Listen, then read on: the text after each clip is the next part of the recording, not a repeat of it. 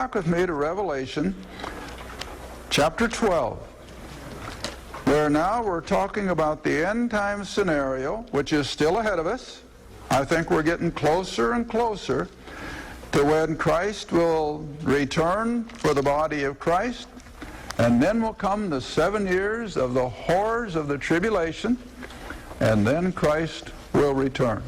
But all right, here in chapter 12, we're dealing with the tribulation during those 7 years. All right? And a remnant of Israel is going to escape from the horrors of it, and God will take them out into the desert someplace. Some people think Petra out in Jordan. But he's going to take several million Jews, men, women, boys, and girls, and he's going to protect them out there in the wilderness for the last 3.5 years of the tribulation. That's still coming. The whole world is getting ready for it. That's why the Jews are back in the land. In fact, I like to throw things up just to make people think. The Jewish population today is about 15 million worldwide. How many are in Israel? 5 million. What is that? That's 1/3. Now, I do this not to make a point except that how close we must be to the end. And I believe we are close, because, keep your hand in Revelation. Now, you got to have 5 fingers when I'm teaching. Can't help that. Now come back with me to Zechariah chapter 13. I hope I can go slow enough so you can get your notes written. But Zechariah 13 makes an interesting statement. Zechariah chapter 13, and drop down to verse 8. Now this is prophecy, written clear back 400-500 years before Christ.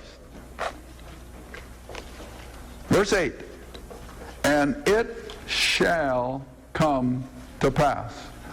Now, beloved, I always emphasize when I start a seminar like this, that when you see those words, it shall come to pass, you can bet whatever you've got, it's going to happen. We don't know when, but it is going to happen, because God says it through the prophet. All right?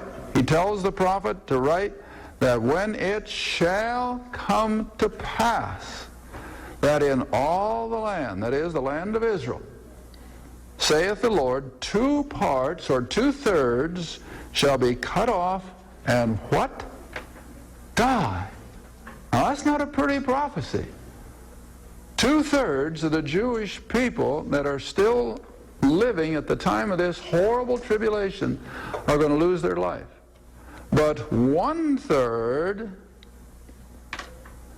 shall be left therein. In other words, the remnant. In this case, a big remnant. 1/3 of Israel is going to survive these final 3.5 years. All right, now verse 9. I will bring the 3rd part through the fire, and will refine them as silver is refined. I will try or test them as gold is tested, in other words, with intense heat and purification. They, this 1/3 of Jews, they shall call on my name, and I will hear them, and I will say, it is my people. And they shall say, the Lord is my God. And so that is still all future.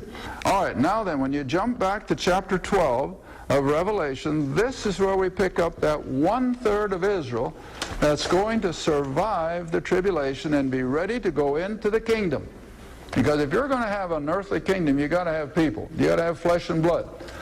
It's not going to be populated with angels. It's going to be populated with people who are going to have children. And it's going to fill the planet in the next 1,000 years. All right, so here we have this remnant then of Israel that has been brought out of the area of Jerusalem. And all I wanted you to see is verse 14. This remnant of Israel is going to experience the same miraculous way of exodus out to their place of safety as we're seeing in Exodus chapter 19. That's all I want you to see. It's going to be almost a repeat of the Egyptian experience. All right, you got it? Revelation chapter 12, verse 14.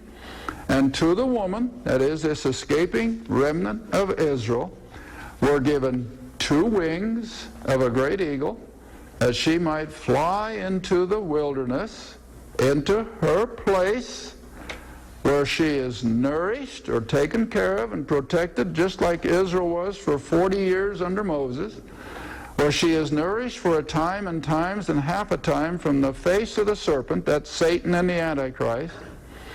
And then the serpent, the Antichrist, by a decree to his military, casts out of his mouth water as a flood after the woman. In other words, maintain this is symbolism. So the Antichrist up in Jerusalem, when he realizes that this 1/3 of Israel is fleeing to the desert, he's going to do just like old King Herod did, not King Herod, the Pharaoh did when Moses was leading Israel out of Egypt. He too sent a military after the children of Israel, and of course they drowned in the Red Sea. All right, the Antichrist is going to repeat the same thing. He's going to send a great military force to follow these fleeing Israelis, and just before they approach them, God opens the earth, and they fall into the chasm, and he destroys them. And the Israelis go on into peace and safety. All right, now this is what we're talking about here. That the serpent, the Antichrist, under the influence of Satan, sends out this water as a flood, or this decree to send out a military force, that he might cause her to be carried away of the flood or to be destroyed. And the earth helped the woman, these 5 million Jews, and the earth opened her mouth and swallowed up the flood, or this contingent of military, which the dragon cast out of his mouth. All right, so now then back to Exodus. I just like to do that to show how what's happened back in Egypt is going to happen again at the end, or at the middle of the tribulation. All right, Exodus 19. You have seen how I bear you on eagle's wing. No, they didn't fly. American helicopters are not going to pick up those 5 million Jews. They're going to walk.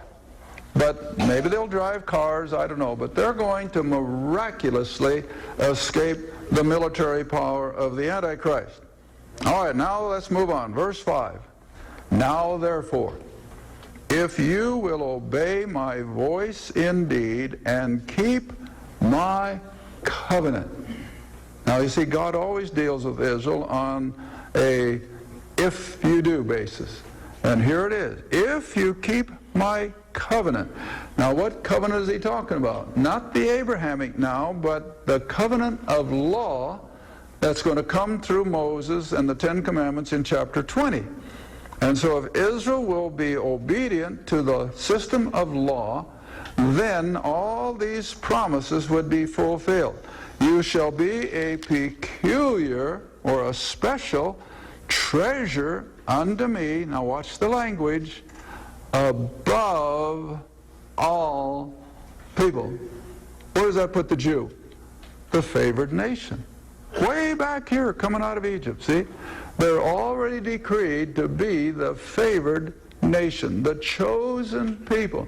You remember when the movie Fiddler on the Roof? I didn't get to see it until a while back. One of my grandkids brought us the tape of it.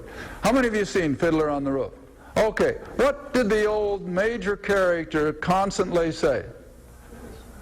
Well, if we're the chosen people, let somebody else have it for a while. Why? Because they've always been under such demonic pressure and persecution and hatred. And I trust you all know why.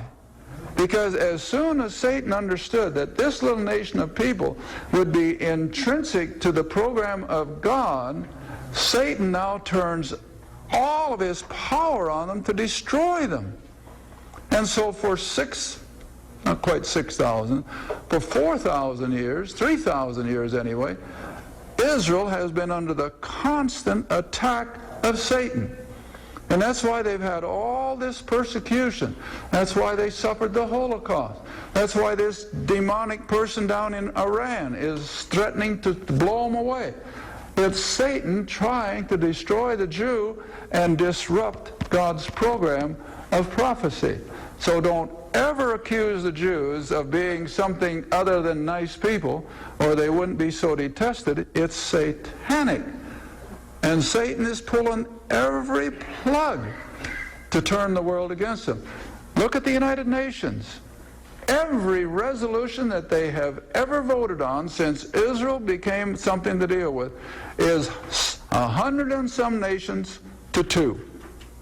And who are the 2? Israel and the United States. Every resolution, beloved. Why? They hate the nation of Israel because Satan is prompting them to do so. And so just be aware of that all the bad things that happen to the Jewish people are Satan's effort to stop God's end-time provisions. Okay, now then, back to Exodus 19 for just a moment. You shall be a treasure unto me above all people. They're going to be the favored nation. They're going to be the chosen people. And why can God do that? Now, this is what I want you to see. Why can God determine that one little nation of people is going to be head and shoulders above all the rest? Why? He's sovereign. Now, the word isn't in Scripture, and I didn't know that until not too long ago. The word sovereign is not in our Bible any more than the word Trinity is. But it's the best description of the power and the control that our Creator God has on planet Earth. He's sovereign. It's His. He created it, and He can do with it whatever He wants. And so He has determined this little nation of Israel coming out of Egypt will be head and shoulders above. Now, I read an interesting article not too long ago, and I'm sure you must all realize it. Do you know that of the Nobel Peace Prize winner, over 90% are Jews? Just a little short list of Gentiles, a big long list of Jews. Why? They're brilliant. They're the best medical people. They're best mathematicians. They're the best scientists. They're the best musicians. They're the best literary authors. Most of your best editorial writers, even in America today, are Jews, whether you know it or not. They're the best business people. All these professional athletes, not all, but most, who do you suppose their agents are? They're Jews. Why? Because they are so adept at economics and business and everything else, every discipline. Then I read another one here a while back. They took a survey of high school kids in New York City who had an IQ above, I don't know, like 180. And out of all the high school students in New York, something like 30-some kids had an IQ above 180. And you know what they were? Every last one was a Jew. Every last one. Why? They're God's favored people. And so don't ever lose that. Same way with this book. Who wrote every word of this book? Jews. See? They are the nation through whom the Redeemer came. They are the nation that will be the primary nation on earth when Christ returns. And so don't ever sell Israel or the Jewish people short. All right, now then verse 6 of Exodus 19. This is all part of the future of the nation of Israel if they are obedient. And you, the nation of Israel, shall be unto me a kingdom. Now underline or highlight that word. What is a kingdom? Now if I had a blackboard I could use, you know what I would put up there? When God made the first covenant with Abraham, He promised him to be a nation of people. All right, now if you're going to have a nation of people, you not only have to have the human element, but what else do you have to have? Well, you have to have land. You have to have a place where they can live and build their homes and supply their food. Now, if you're going to have a nation of people in a geographical area of land, in order to maintain order, what do you have to have? A government. you have to have a government. All right, so this is what's all being put together way back here when they first come out of Egypt, is that they are going to be a nation of people. God is going to put them in the promised land, and then, as we're going to see in our next scriptures, at some future time, he's going to come in the person of the Son of God and be their king. And that's why we speak of it as the heaven on earth kingdom.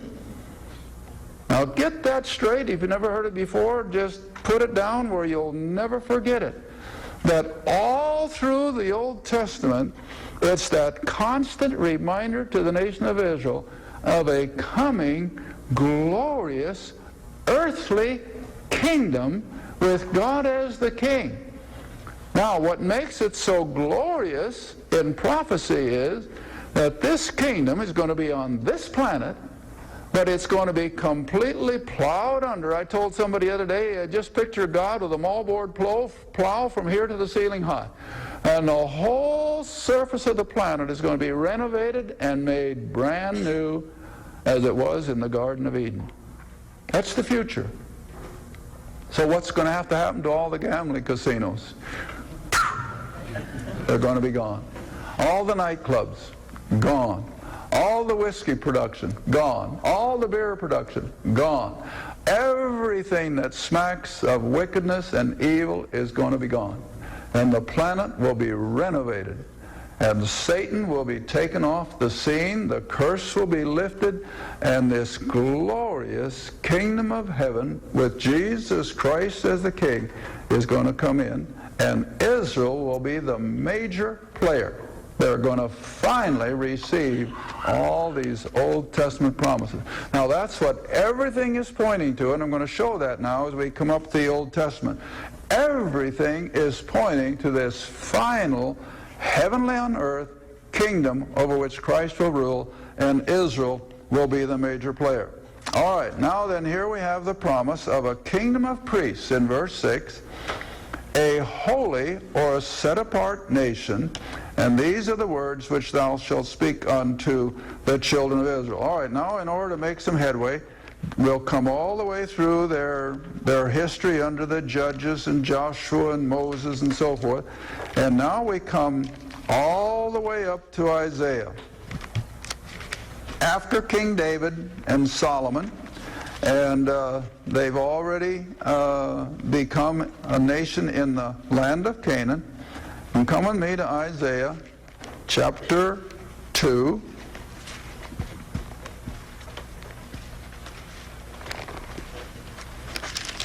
And verse 2.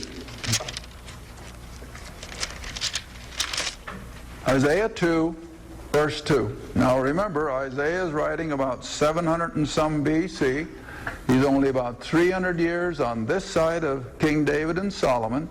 And through these major prophets now then, Isaiah, Jeremiah, Ezekiel, and Daniel, God is laying out the future format for the nation of Israel in particular, but also as they will have an influence on the Gentile world around them. All right, now in Isaiah especially, we have three distinct prophecies, and you have to dig to find out which one is which. But each one speaks of a coming chastisement followed by a blessing. Another chastisement followed by a blessing. And then the final chastisement, of course, will be the tribulation, and the blessing will be this earthly kingdom. But, as I pointed out over the last weekend, you always want to remember that when God prophesied all these things for Israel concerning the coming Babylonian invasion, which was the first, from the time that God announced to Israel that this punishment is coming, it was 100 years before it happened. 100 years before it happened. All right, now, here's my point. I'm not teaching prophecy today, but if I were, this is the point I would make. Everything that is preparing the world today for the return of Christ began 100 years ago. Now think about that. Just exactly like it did with Isaiah and Israel. All the things that he prophesied would be coming upon the nation of Israel by way of Nebuchadnezzar and the destruction of the temple and the people taken captive sounded like it was within the next month or two. But in reality, it didn't happen for 100 years. All right, now the same way with us. I'll do it briefly. You go into the last half of the 1800s, and biblical knowledge exploded like never before. And then we had the great Bible conferences of the early 1900s, where they finally began to realize that Israel would one day go back to their homeland, and they began to teach dispensationalism as the format for the world today around 1900. All of our technology started in the last part of the 1800s with the invention of electricity, the telephone, the telegraph, the engine, and then after the 1900s, here comes the airplanes, the automobile, and then just a downhill rush or an exponential rise, however you want to put it, of technology up to our present day. 100 years now we've been experiencing all this. Population. My, look how our population has exploded in the last 10 years. Look how New Ageism, which appeared in 1890, New Ageism, coming in like a flood. The charismatic movement really began in America in 1906, and now for 100 years it's been coming in on us like a flood. False as a $3 bill. Now, if you don't like that and you're a charismatic, why, don't leave. But that's what it is. It's as false as a $3 bill. It is not this book. And it started in 1906 in Los Angeles, California. And so this is all part and parcel then of God getting the planet ready for the second coming. Israel, that's the other one. Israel never dreamed of having a homeland on their own until the last part of the 1800s, when just 2 or 3 of the Jews who had a little clout with the British government especially, Theodore Herzl and Chaim, can't think of his last name, but anyway, 2 or 3 of those Jewish leaders finally started getting the Jewish people exercised about a homeland. Well, then, after World War I, Great Britain started laying the plans to let the Jews go back to the Middle East. And then the Arabs screamed and hollered, so Great Britain pulled back. But it was too late. The Jews were already making their way into the land of what we call Palestine, but today the nation of Israel. So always remember that everything that's pertaining to our end-time scenario now has been started about 100 years ago. And that's why I'm confident that we're so close, because 100 years seems to me God's timetable. All right, back here in Isaiah now then, writing 700 years BC, prophecy, it shall come to pass. See, same words. In the last days, as God winds down his program for planet Earth, it shall come to pass in the last days that the mountain, or the kingdom of the Lord's house, shall be established in the top of the mountains. In other words, it be a kingdom above all kingdoms. And it shall be exalted above the hills, any smaller kingdoms. And here's the key now. All nations around the planet will what? Flow into it. Now, whether you know world politics or not, what is the fountainhead of all the world's activity the last 50 years? Washington, D.C. American money goes out in foreign aid to every nation on earth. Every nation on earth looks to Washington whenever they need help. They can have a disaster. Who's the first one there with aid? The United States. They get invaded, like here a couple weeks ago. Who's the first one they cry out to? Washington. And so just picture that as Washington has been the hub of all the planet activity, at least since World War II, Israel is going to have that in the kingdom. Christ is going to rule from Jerusalem, and all the nations of the world, yes, they're all going to appear once again. I haven't got time to explain that now, but maybe later. That after Israel, the largest nation of all, with beginning of 5 million people, and then there'll be a sprinkling in all the other nations that will be part of this kingdom.